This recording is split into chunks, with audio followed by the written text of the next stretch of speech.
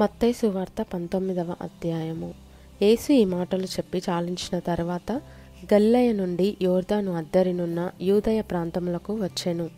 బహుజన సమూహములు ఆయనను వెంబడింపగా ఆయన వారిని అక్కడ స్వస్థపరచెను.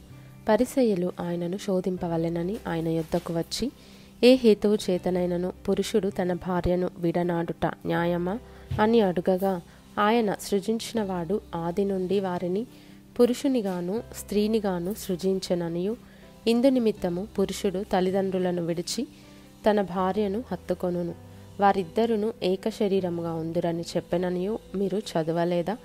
కాబట్టి వారికను ఇద్దరు కాక ఏక శరీరముగా ఉన్నారు గనుక దేవుడు జతపర్చిన వారిని మనుష్యుడు వేరుపరచకూడదని చెప్పెను.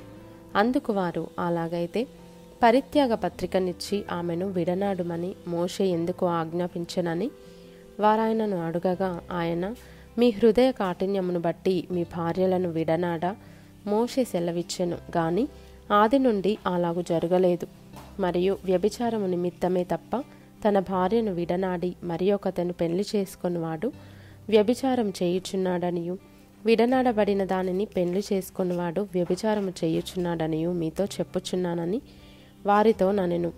ఆయన శిష్యులు భార్యాభర్తలకుండు సంబంధము ఇట్టిదైతే పెళ్లి చేసుకొనుట యుక్తము కాదని ఆయనతో చెప్పిరి.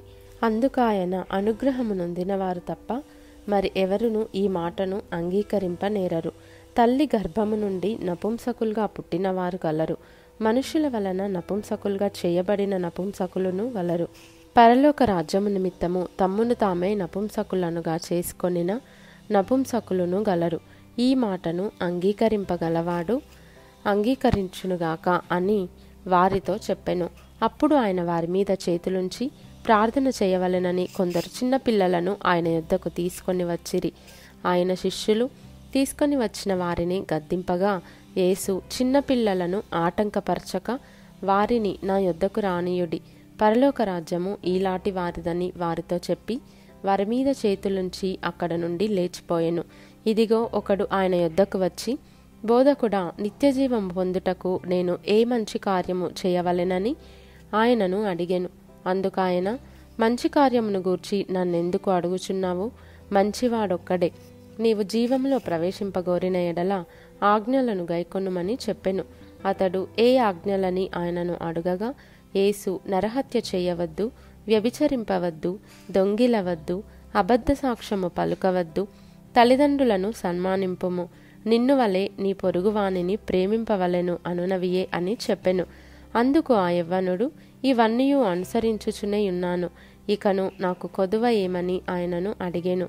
అందుకు యేసు, నీవు పరిపూర్ణుడవగుటకు కోరిన ఎడల పోయి నీ ఆస్తిని అమ్మి బీదలకిమ్ము, అప్పుడు పరలోకమందు నీకు ధనము కలుగును. నీవు వచ్చి నన్ను వెంబడించుమని అతనితో చెప్పెను. అయితే ఆ యవ్వనుడు మిగుల ఆస్తి గలవాడు గనుక ఆ మాట విని వ్యసనపడుచు వెళ్ళిపోయెను. యేసు తన శిష్యులను చూచి, ధనవంతుడు పరలోక రాజ్యంలో ప్రవేశించుట దుర్లభమని మీతో నిశ్చయముగా చెప్పుచున్నాను. ఇదిగాక ధనవంతుడు పరలోక రాజ్యంలో ప్రవేశించుట కంటే సూది బెజ్జములో ఒంటెదూరుట సులభమని మీతో చెప్పుచున్నానెను.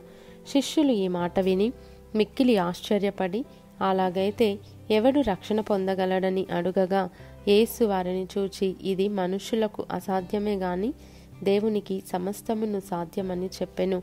పేతురు, ఇదిగో, మేము సమస్తమును విడిచిపెట్టి నిన్ను వెంబడించితిమి గనుక మాకేమి దొరుకునని ఆయనను అడుగగా, యేసు వారితో ఇట్లనెను, ప్రపంచ పునర్జననమందు మనుష్య కుమారుడు తన మహిమగల సింహాసనము మీద ఆసీనుడై ఉండునప్పుడు నన్ను వెంబడించిన మీరును 12 సింహాసనముల మీద ఆసీనులై ఇశ్రాయేలు 12 గోత్రముల వారికి తీర్పు తీర్చుదురు.